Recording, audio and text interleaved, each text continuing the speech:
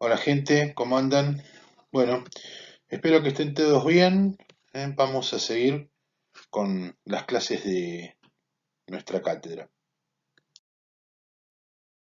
Hoy nos toca hablar de la célula, es decir, vamos a empezar a hablar de cómo estamos conformados todos los seres vivos desde el punto de vista microscópico, ¿no? Esto es algo que es común para todos.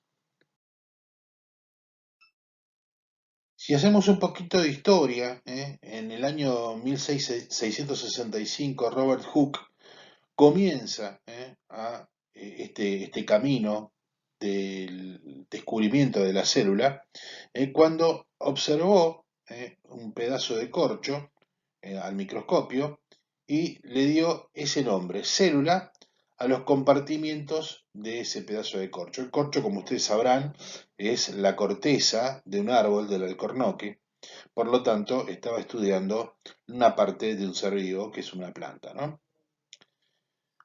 Unos años más tarde, en 1673, Van Leeuwenhoek comienza a observar que hay algunos microorganismos, así lo llamaron, en las charcas, en el agua estancada, y también observa eritrocitos, glóbulos rojos humanos y espermatozoides, todos células.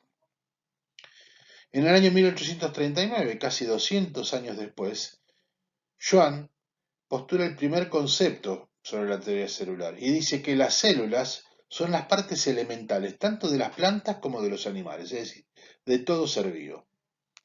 Y por último, unos 11 años después, en 1850, Rudolf Virchow dice que cada animal es la suma de sus unidades vitales, cada una de las cuales contiene todas las características de la vida y que todas las células provienen de otras células.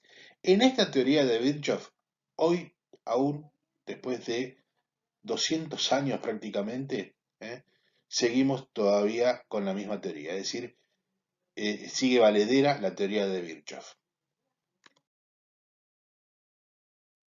Por lo tanto, en base a esto decimos que la célula es una unidad estructural porque forma parte de todo ser vivo, que es una unidad funcional porque en ella se realizan todas las reacciones químicas y todas las funciones que posibilitan la vida, y que es una unidad de origen porque toda célula proviene de otra célula.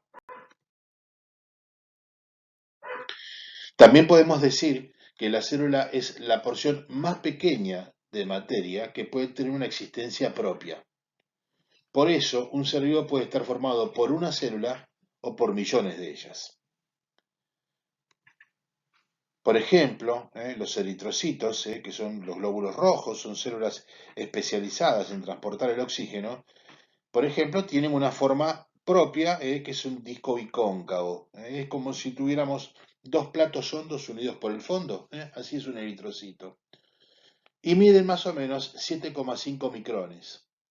En tanto que las neuronas, que son las células del sistema nervioso y que transmiten y reciben los impulsos nerviosos, pueden ser mucho más grandes, pueden medir hasta 150 micrones y pueden poseer ramificaciones y prolongaciones muy largas, más allá de la forma que tienen. Es decir, las células pueden variar en tamaño, en función y en forma, en morfología. ¿Y cuáles son las moléculas orgánicas que poseen las células? Bueno, la sustancia que conforma la célula en general se denomina protoplasma. Este protoplasma está conformado por elementos básicos, cuya sigla es CHON, y que son el carbono, el hidrógeno, el oxígeno y el nitrógeno. Estos compuestos, estos elementos, son los que van a conformar la materia orgánica, ¿sí? Otros elementos que conforman la materia inorgánica y que se encuentran en mucho menor proporción son el sodio, el potasio, el calcio, el fósforo, etc. Los elementos básicos que conforman la materia orgánica, es decir, el carbono, el hidrógeno, el oxígeno y el nitrógeno, las siglas CHON, ¿eh? se combinan para formar los cuatro tipos de moléculas orgánicas que están presentes en la célula y que son los hidratos de carbono, o glúcidos, o carbohidratos, o azúcares, los lípidos o grasas, las proteínas y los nucleótidos.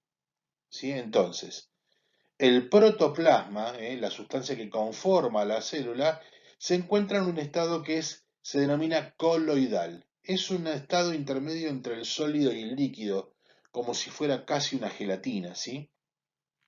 Y está compuesto a su vez por una fase dispersante, que es líquida y que es el agua, y por una fase dispersa, que es sólida, y que se encuentra conformada por partículas de hidratos de carbono, proteínas, lípidos, nucleótidos, etc. Si uno realiza la división de cómo está compuesto el protoplasma, el 76% son sustancias inorgánicas, del cual a su vez el 1% son sales minerales y el resto, el 75%, es agua. Y del otro 24% restante son sustancias orgánicas, que son los lípidos, los glúcidos, los hidratos de carbono y los nucleótidos.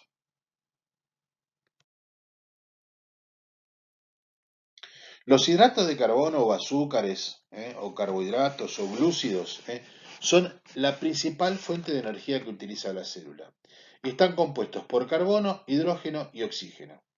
Pueden ser monosacáridos, es decir, con una sola molécula de azúcares, como la glucosa, o polisacáridos, es decir, varias moléculas, como el glucógeno, que es la manera de almacenar la energía de los hidratos de carbono en el hígado principalmente, pero también en el músculo y en el tejido graso. Los lípidos o grasas son reservas de energía para el largo tiempo. Se encuentran particularmente en el tejido celular subcutáneo, que se encuentra debajo de la piel, y en otras localizaciones, ¿sí? Los lípidos forman las membranas de las células, habitualmente combinados con otras sustancias, y están presentes, por ejemplo, en las hormonas sexuales, entre otras. También se pueden formar lípidos a través de la transformación de carbohidratos, un proceso que se denomina lipogénesis, y viceversa. También muchos lípidos pueden transformarse en hidratos de carbono a través de un proceso que se llama gluconeogénesis, pero que lo vamos a ver bastante más adelante. Las proteínas son moléculas de tamaño grande y sirven o actúan como constituyente fundamental en la estructura y en el funcionamiento de todo organismo viviente. Los ladrillos que forman las proteínas, es decir, sus partes componentes esenciales, son los aminoácidos. Cada proteína contiene alrededor de 20 aminoácidos, y pueden estos aminoácidos agruparse para formarse péptidos o polipéptidos, y estos polipéptidos agruparse para formar las proteínas. Tienen una diversa forma y función. Pueden formar tanto la queratina de las uñas como el colágeno de la piel, el pelo, la insulina del páncreas, una hormona, la hormona del crecimiento que segrega la hipófisis, una glándula que ya vamos a ver que está en la base del cerebro, etc. Hay proteínas estructurales que se utilizan como materiales de la célula y proteínas que son enzimas, es decir, son compuestos que permiten la reacción química que va a darse en procesos del metabolismo celular. Por último, los nucleótidos son las unidades estructurales, las formas esenciales de los ácidos nucleicos, que son el ácido ribonucleico o ARN y el ácido desoxirribonucleico o ADN. El ARN, el ácido ribonucleico, se encuentra tanto en el núcleo como en el citoplasma de la célula, obviamente en mayor proporción en el citoplasma, y participa particularmente en la síntesis de las proteínas. Por sobre todas las cosas, esta síntesis de proteínas está comandada por la transcripción genética que proviene del ácido desoxirribonucleico. Este se encuentra particularmente en el núcleo, en los cromosomas, y contiene la información hereditaria de los seres vivos. Este sería un esquema en el cual vemos una célula conformada por su membrana celular, su citoplasma, donde están las organelas u organoides, y el núcleo, donde se encuentra particularmente el material genético. En este corte esquemático de la célula vemos la membrana celular o membrana plasmática con su citoplasma y algunos organoides u organelas dentro del mismo, el aparato de Golgi, las mitocondrias, el retículo endoplásmico rugoso, el retículo endoplásmico liso, los lisosomas, los ribosomas y el núcleo con su membrana nuclear, su cromatina o jugo nuclear y los nucleolos, o el nucleolo o nucleolos. Esta es una microfotografía electrónica en donde vemos un corte celular, ¿sí? El núcleo con la cromatina, el material genético, ¿sí? La membrana nuclear, las mitocondrias, ¿sí? El retículo endoplásmico rugoso con los ribosomas, esos puntitos oscuros que se ven sobre él.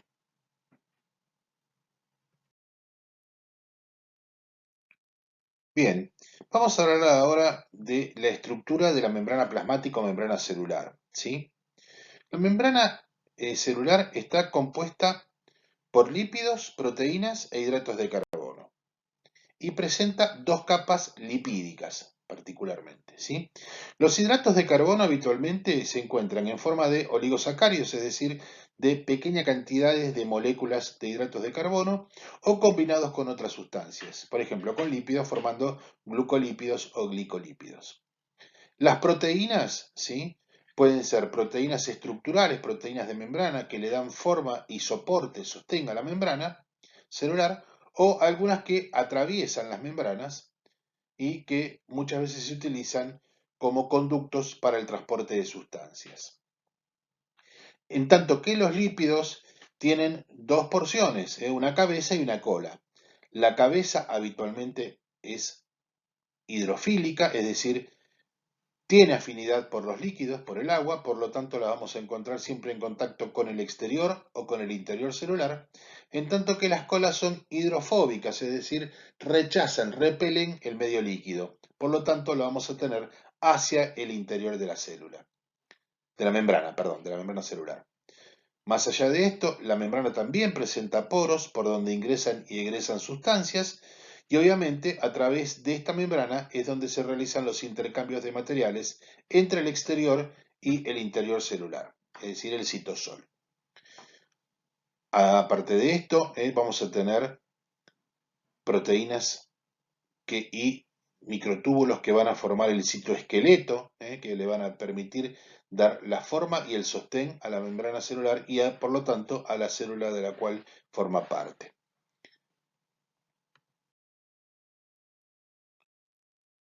La membrana permite una permeabilidad selectiva, es decir, que impide el paso de algunas sustancias y permite el paso de otras. Esto le va a permitir a la célula tener y mantener compartimentos dentro de ella, pero también le va a permitir proporcionar una matriz. En la superficie y en el interior de la célula se van a disponer las moléculas de enzimas, cofactores, etcétera, que van a seguir un esquema funcional. Esto es lo que le va a permitir a la célula desarrollar sus funciones vitales.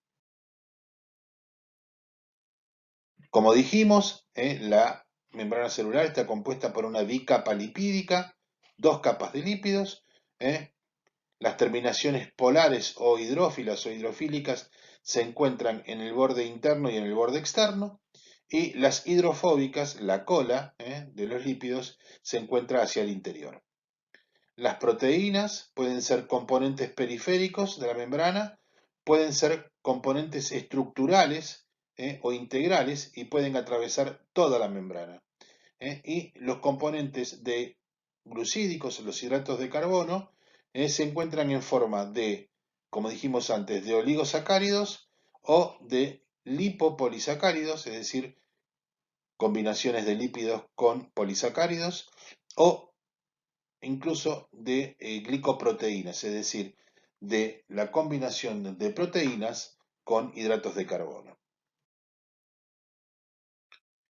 En el citoplasma celular se encuentran los organoides u organelas y es donde se desarrollan las reacciones del metabolismo, la síntesis de proteínas, la obtención de energía, etc. Entre el 70 y el 80% es agua y tienen en su disolución, como sólidos, como componente disperso, sustancias minerales inorgánicas, sodio, potasio, cloro, o sustancias orgánicas, azúcares, aminoácidos, orgánicas, etc. Si comenzamos con las organelas u organoides, comenzamos con el aparato de Golgi, que es un conjunto de bolsas aplanadas que está siempre muy próximo rodeando el núcleo y que en él sirve como almacenamiento y recepción de los productos que se conforman en el retículo endoplásmico liso y en el retículo, endoplásmico rugoso. Es decir, se van a almacenar proteínas y lípidos. En él también se conforman los lisosomas. Estos son organoides muy pequeños, más o menos de hasta, como máximo de hasta 0,5 micrones, que se forman, como dijimos, en el aparato de Golgi y que son vesículas conformadas por una membrana que contiene en su interior enzimas hidrolíticas y proteolíticas. Estas enzimas se encargan de degradar cualquier tipo de material que se encuentre en el interior de la célula, sea de origen interno, es decir, de la propia célula, o incorporado desde el exterior a la misma. Estas vesículas, que son los lisosomas, pueden abrir su membrana y evacuar las enzimas hacia el exterior, que van a permitir la digestión de la célula, interviniendo en procesos de defensa, porque pueden atacar células que ataquen a su vez a nuestro organismo, o pueden directamente provocar la destrucción celular, que es la autólisis. Es decir, cuando una célula se encuentra en periodo de envejecimiento, se provoca la muerte celular, que es la autólisis. Es un proceso normal, el proceso final de todas nuestras células y en última instancia de nosotros mismos. Los retículos endoplásmicos, el rugoso y el liso, también muchas veces próximos entre sí y al núcleo. El retículo endoplásmico rugoso contiene los ribosomas, es decir, allí es donde se va a realizar la síntesis de proteínas. En el retículo endoplásmico liso se sintetizan los lípidos y se conforma parte de la membrana nuclear. Los centríolos, que están conformados por 9 grupos de microtúbulos, también están particularmente cerca del núcleo, intervienen en la reproducción ya que estos centríolos van a tomar la parte central de los cromosomas cuando se encuentren en el periodo de meiosis, en la separación de los cromosomas hacia uno u otra célula. Y también forman parte estructural porque forman parte del citoesqueleto, lo que le dan sostén y forma a la célula. Bien, hablemos del jugo nuclear, también denominado nucleoplasma. Está compuesto por el nucleolo y la cromatina. La cromatina es un conjunto de filamentos que durante la reproducción celular se van a condensar, se van a hacer más visibles y que son los cromosomas. Nosotros, los humanos, contamos con 23 pares de cromosomas. 22 pares son somáticos y un par son sexuales. Los ribosomas, alguna noción ya dijimos de ellos al hablar del retículo endoplásmico rugoso, ya que pueden estar unidos a ellos o pueden estar en el interior de las mitocondrias o libres en el citoplasma. Es una composición de proteínas y ARN, el ARN ribosomal, y en ellos se elaboran las sustancias complejas, las más complejas de todas, que son las proteínas. Las mitocondrias son las usinas de la célula, es decir, en ellas se produce la energía que permiten todas las reacciones que se van a realizar en la célula y que permiten que las funciones vitales de la célula se mantengan estables. Tienen una doble membrana, ¿sí? Tienen crestas hacia su interior, poseen su propio ADN, el ADN mitocondrial, que particularmente y mayoritariamente proviene de la parte materna, y en ellas tiene lugar la verdadera respiración, la respiración celular. Es decir, en ellas es donde va a ingresar el oxígeno para realizar la respiración celular, que en última instancia lo que necesita, lo que va a obtener como producto final, es la energía que necesita la célula para realizar todos sus procesos. Continuamos en la próxima, gente.